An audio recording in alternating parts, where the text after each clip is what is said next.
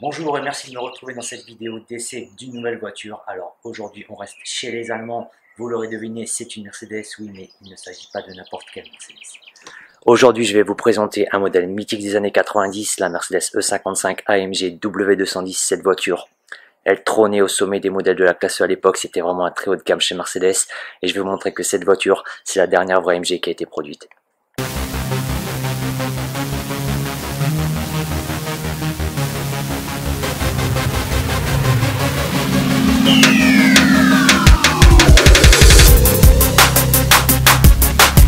Au milieu des années 90, Mercedes souhaite remplacer sa classe E vieillissante, la W124, par le tout nouveau modèle W210 qui est introduit en 1995.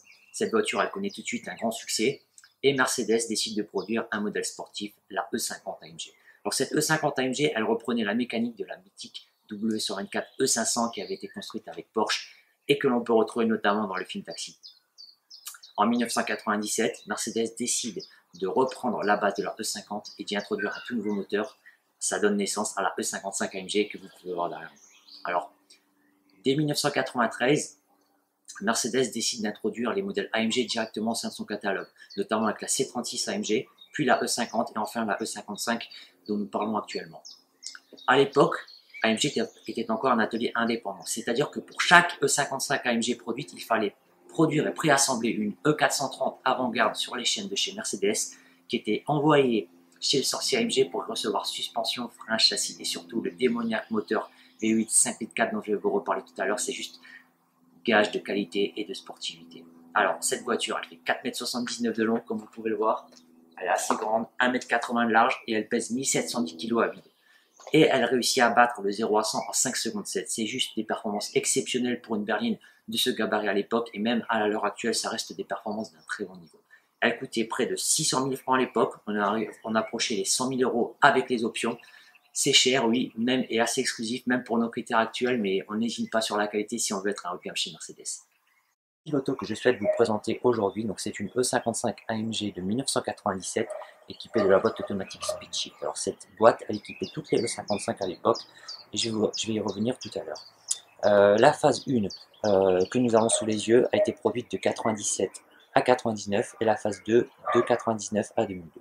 Ce que je veux vraiment vous présenter en premier lieu, c'est le cœur de cette voiture, le fabuleux et mythique V8 5.4 qui était assemblé à l'époque chez le sorcier AMG.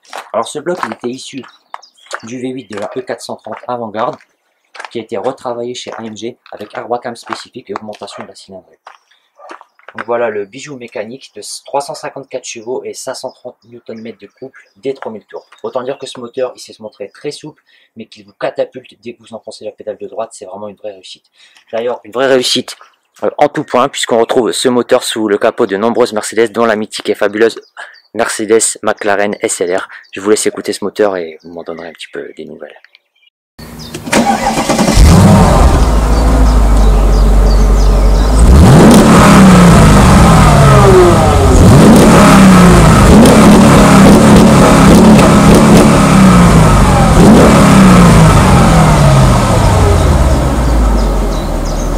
E55 AMG que je vous présente aujourd'hui, donc elle a été payée 5 500 € en janvier 2017 et elle affiche 200 000 km au compteur. Donc ce modèle a été repeint je pense une fois, mais ça a été très bien fait, elle présente encore très bien, elle a 2-3 petits pocs, mais vraiment rien de grave et surtout pas de corrosion. Je vais vous montrer un petit peu les aménagements extérieurs spécifiques à la E55 AMG. Donc vous aviez des bas de caisse spécifiques à la voiture, avec ici le fameux logo avant-garde qui montre bien que cette voiture est directement issue d'une E430 avant-garde de série de chez Mercedes, voilà. Vous aviez également les boutiers spécifiques à la 55 AMG à l'avant et à l'arrière, on peut voir ici. Et puis un détail que j'aime beaucoup, ce sont les optiques de phare. Donc, je vais vous montrer ça, c'est un détail, une anecdote qu'on ne remarque pas au premier coup d'œil, mais ce sont des phares transparents, alors que sur les W210 de série, vous aviez des phares opaques, voilà, tout simplement. Je vais vous montrer un petit peu l'arrière de la voiture. Donc à l'arrière, bouclier spécifique également. Et puis un détail que j'adore également, la sortie AMG, double sortie AMG chromée d'origine. Voilà, je trouve ça très classe. J'adore cette sortie. Et j'adore également les jantes qui sont juste magnifiques, elles vont tellement bien cette voiture. Donc les jantes en 18 pouces, à l'avant, à l'arrière, AMG bien sûr. Voilà. Ce sont les jantes d'origine en 18 pouces avec des pneus en 235-40 à l'avant et 265-35 à l'arrière. Voilà, si je ne dis pas de bêtises.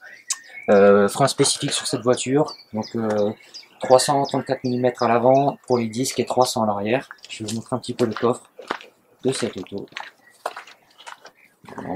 D'une main. Donc un coffre assez grand, hein, c'est une classe E.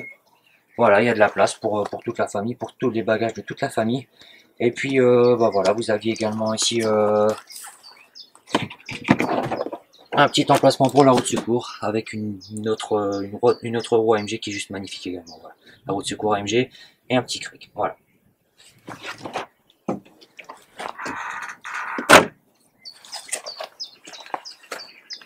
Voilà donc à bord de cette magnifique E55 AMG. Alors ce que je vais vous montrer en premier, ce sont les sièges de cette auto. Moi je les aime beaucoup. Alors j'aime beaucoup leur dessin. Ils sont très enveloppants. Comme vous pouvez le voir, les cuirs n'ont pas pris une ride, c'est encore en très bon état. C'est un petit peu la même chose pour les boiseries. Donc les boiseries dans la voiture, bon, on en retrouve un petit peu partout. Voilà.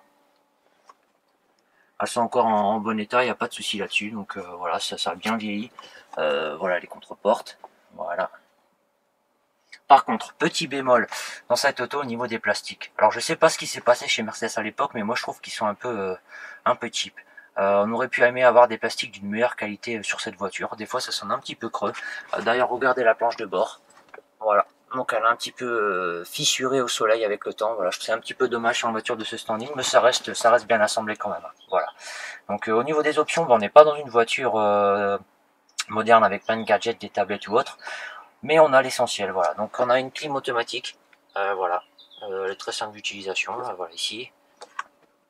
On a les sièges chauffants passagers conducteurs avec 2 vitesses, un lave-phare, un rabattage électrique pour les appuis-têtes arrière, donc ça c'est bien pratique en cas de parking. Donc je vais vous montrer ça, c'est pas mal. Voilà. Donc, voilà, on appuie sur le bouton. Voilà, ça se rabat. Pas mal. Hein.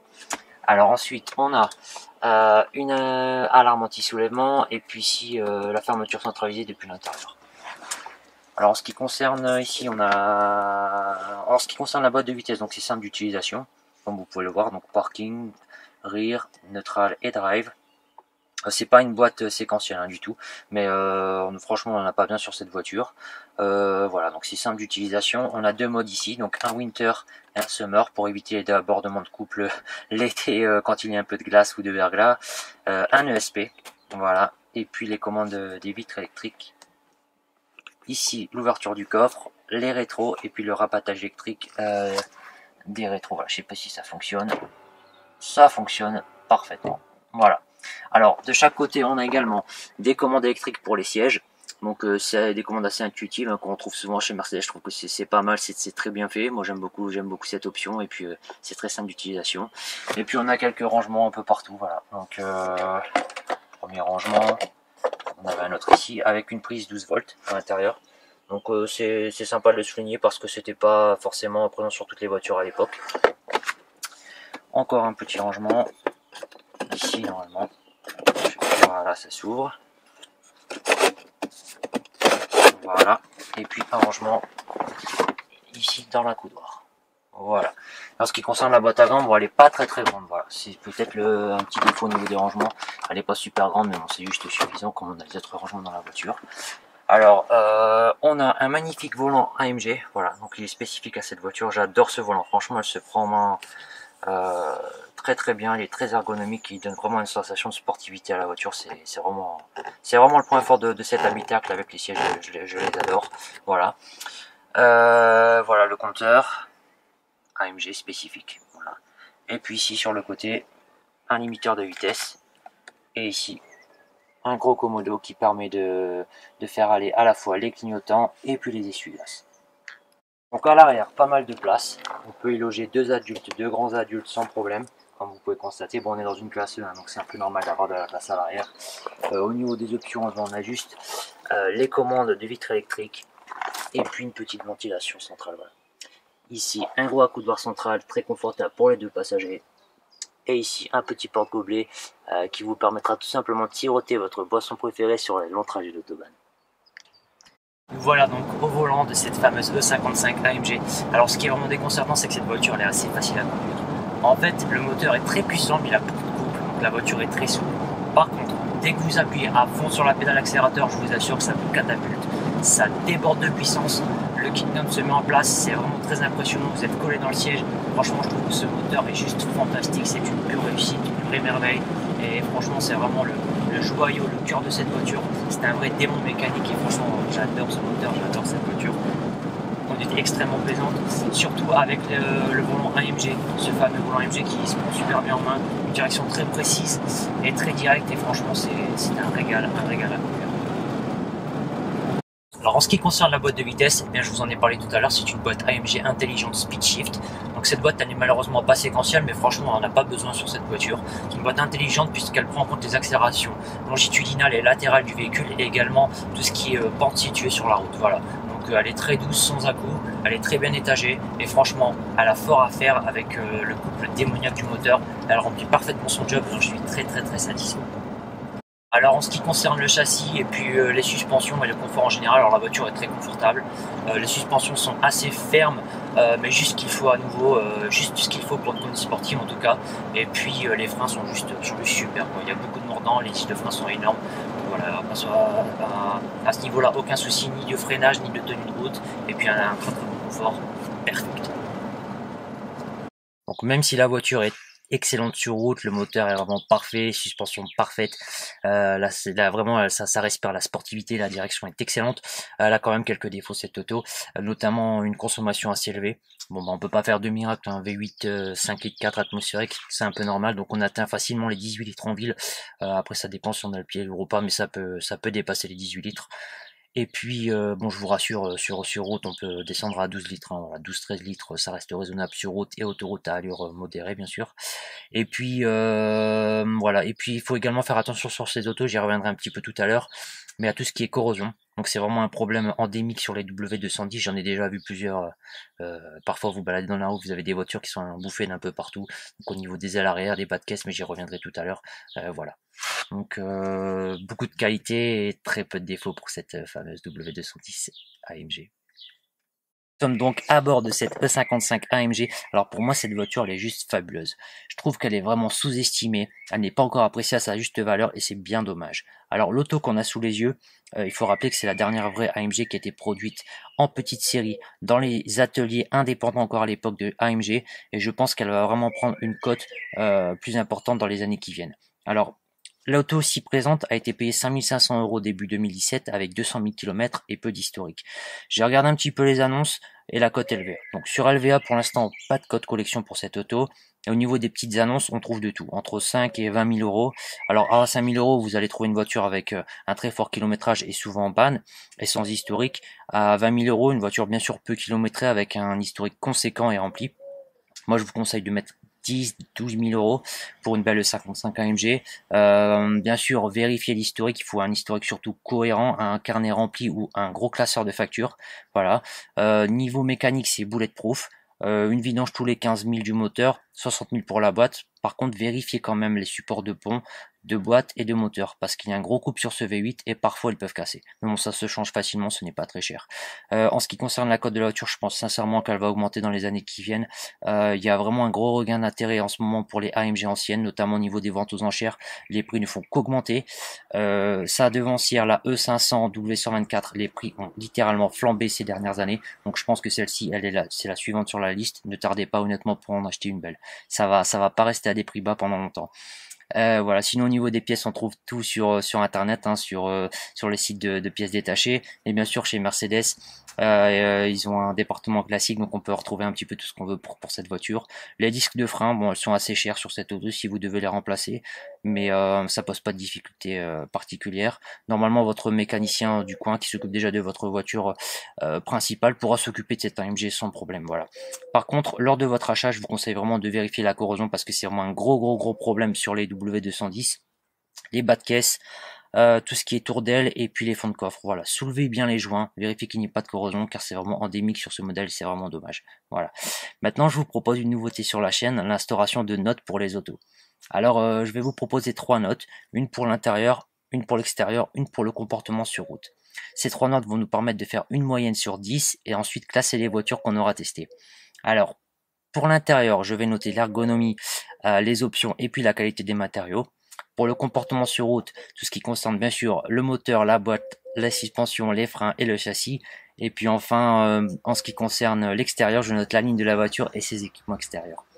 C'est parti pour cette E55. Pour la note extérieure de cette voiture, je la trouve très belle. Elle est très racée, notamment ses suspensions rabaissées de 2 cm. Elle reste discrète, même si les éléments sportifs sont présents. Moi, je lui accorde la note de 8,5 sur 10. Pour l'intérieur de cette E55 AMG, eh bien, moi je trouve qu'il est plutôt pas mal. On a pas mal d'options et la voiture est assez spacieuse. Par contre, je trouve que c'est un peu dommage qu'on ait des plastiques de cette qualité. Par contre, j'adore le volant de la voiture, donc je lui accorde quand même la note de 7 sur 10. En ce qui concerne la note que je souhaite accorder à cette voiture, alors je trouve vraiment pas beaucoup de défauts à cette voiture sur la route. Vraiment le joyau mécanique SV8, le fameux M113, il est juste parfait. C'est une des meilleures voitures que j'ai pu conduire. Honnêtement, pour une berline de cet âge, elle est juste fantastique. On pense pas qu'on est au volant d'une voiture d'une tonne 7 et puis qui a plus de 20 ans. Donc moi honnêtement, pour ce qui est du comportement sur la route, du comportement routier, moteur, confort, suspension, châssis, freinage, je lui accorde la note méritée de 10 sur 10. Merci de m'avoir suivi pour cet essai de cette AMG E55, j'espère que la vidéo vous a plu. On se retrouve bientôt pour d'autres essais, d'autres beaux conseils et d'autres présentations. Dans l'attente des nouvelles vidéos, bien sûr, je vous propose de vous abonner, ne vous inquiétez pas, ça va pas tarder, les nouvelles vidéos vont bientôt arriver. Et puis vous pouvez également maintenant me retrouver sur Instagram, je vous mets tous les liens dans la description. Merci pour votre attention et pour votre écoute. Et puis je vous dis à bientôt. Merci.